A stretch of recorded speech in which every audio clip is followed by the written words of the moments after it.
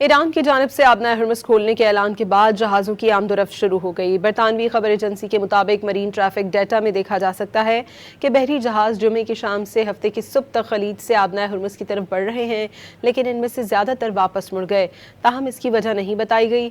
دوسری جانب امریکی اخبار وال اسٹریٹ جرنل نے دعویٰ کیا ہے کہ آبنائے ہرمز کا دوبارہ کھلنا محدود ہے۔ اسٹریٹ جرنل کے مطابق ایران نے ثالثوں کو بتایا ہے کہ جنگ بندی دورانیہ مکمل ہونے تک وہ گزرنے والے جہازوں سے ٹول وصول کرتا رہے گا۔ ایران کی جانب سے آبنائے ہرمز کھولنے کے اعلان کے بعد جہازوں کی آمد و رفت شروع ہو گئی۔ برطانوی خبر ایجنسی کے مطابق مرین ٹریفک ڈیٹا میں دیکھا جا سکتا ہے کہ بحری جہاز جمعے کی شام سے ہفتے کی صبح تک خلیج سے آبنائے ہرمز کی طرف بڑھ رہے ہیں، لیکن ان میں سے زیادہ تر واپس مڑ گئے، تاہم اس کی وجہ نہیں بتائی گئی۔ دوسری جانب امریکی اخبار وال اسٹریٹ جرنل نے دعویٰ کیا ہے کہ آبنائے ہرمز کا دوبارہ کھلنا محدود ہے۔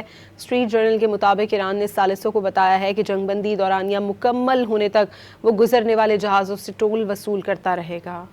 ایران کی جانب سے آبنائے ہرمز کھولنے کے اعلان کے بعد جہازوں کی آمد و رفت شروع ہو گئی۔ برطانوی خبر ایجنسی کے مطابق مرین ٹریفک ڈیٹا میں دیکھا جا سکتا ہے کہ بحری جہاز جمعے کی شام سے ہفتے کی صبح تک خلیج سے آبنائے ہرمز کی طرف بڑھ رہے ہیں، لیکن ان میں سے زیادہ تر واپس مڑ گئے، تاہم اس کی وجہ نہیں بتائی گئی۔